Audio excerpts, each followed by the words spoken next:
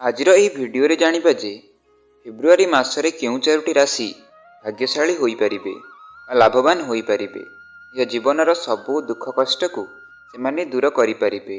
जहाँ भी सेमानंक जीवन रे चिंता थिला से सबु दूरेई जिवो एवं एही चारोटी राशि निश्चित भाव लाभवान होई परिबे, भाग्यवान होई परिबे। नमस्कार दर्शक बंधु, आजिर एही भिडियो रे आमे जानिबा जे एही फेब्रुआरी मासरे केउं चारोटी राशि मानंकर भाग्य खोलिबा पाई जाउछि, सेमाने मालामाल हेबा पाई जाउछंती। असुविधा दिन गुड़िक सेमानंकर शेष होई सारिछि एवं एही मासरे केउं चारोटी राशि भाग्यशाली रहि परिबे वा निजर ओ निज परिवारर लाभ करि परिबे, उन्नति करि परिबे, निज कार्यर प्रशंसा पाई परिबे एवं जहाँ भी किछि सेमाने करि पारु नथिले निज लाइफ रे, जहाँ भी चिंता सेमानंकर लागि रहुथिला से सबु एबेठारु दूरेई जिवो। आसुथिबा समय रे सेमाने निश्चित भाବରେ निज कामरू सफलता पाई परिबे, समाज रे प्रशंसा पाई परिबे एवं सब असुविधा को दूर कर देई परिबे। यदि सेमानंकर आर्थिक समस्या रहुथिला तेबे सेमाने खूब कम दिन मध्य से सबु समस्या मुक्ति पाइबाकू जाउछंती।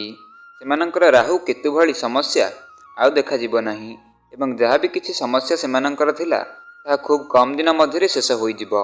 एही राशिर व्यक्तिविशेष मानंकर उपरे बृहस्पति ग्रह कृपा करिछंती एवं आर्थिक भावे एमाने सुदृढ़ होई परिबे।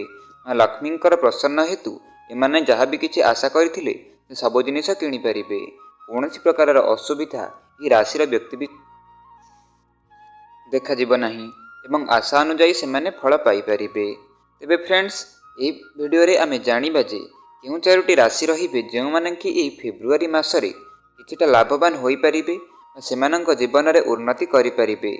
तेणु एही भिडियोटी को गोटे लाइक करंतु एवं श्रद्धार सहकारे भक्तिर सहकारे तले कमेंट बॉक्स रे जय मां लक्ष्मी जय जगन्नाथ कमेंटिए निहाती भाबरे करि रखंतु। फ्रेंड्स, भिडियोर प्रथमे आमे जो राशि विषय रे जानिबा ताहा हेउछि 12टी राशिर प्रथम राशि मेष राशि। एही राशिर व्यक्तिविशेष माने फेब्रुआरी मासरे निश्चित भाବରେ लाभ पाई परिबे। मेष राशिर व्यक्तिविशेष माने अति साधारण होइथांती। सेमाने काहा पाखरु कौनसी 1 टंका भी भूल उपाय नहीं नथांती एवं सदा सर्वदा सेमाने अन्यर सम्मान करिथांती, भगवानंक उपरे भरोसा रखि कार्य करिथांती। एणु मेष राशिर व्यक्तिविशेष माने फेब्रुआरी मासरे लाभवान हेबा पाई जाउछंती।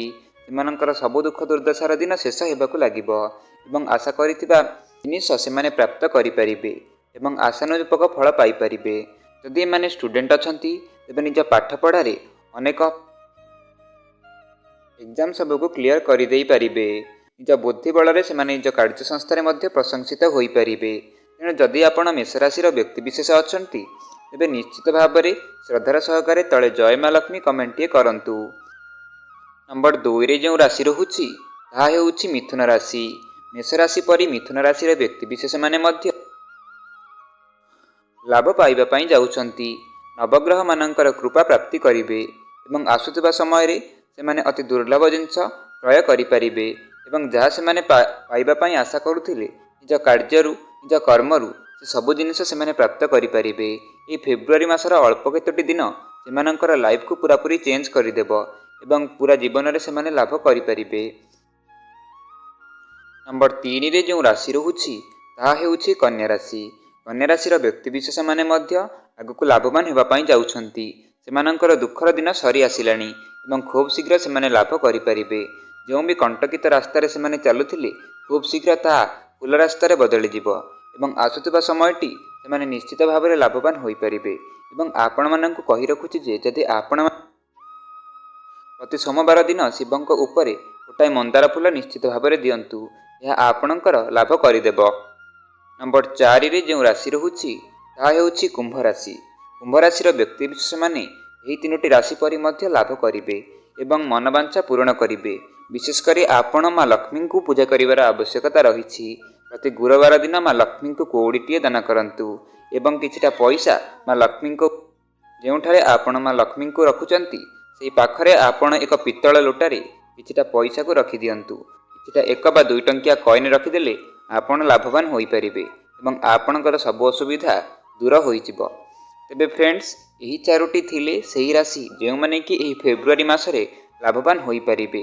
ନିଜର ସବୁ ଦୁଃଖ ଦୁର୍ଦ୍ଦଶାକୁ ଦୂର କରିପାରିବେ। ତେବେ ଫ୍ରେଣ୍ଡସ୍, ଯଦି ଆପଣଙ୍କର ରାଶି ଏହି ଚାରୋଟି ରାଶି ମଧ୍ୟରେ ନାହିଁ, ତେବେ ଚିନ୍ତା କରିବାର କୌଣସି ଆବଶ୍ୟକତା ନାହିଁ।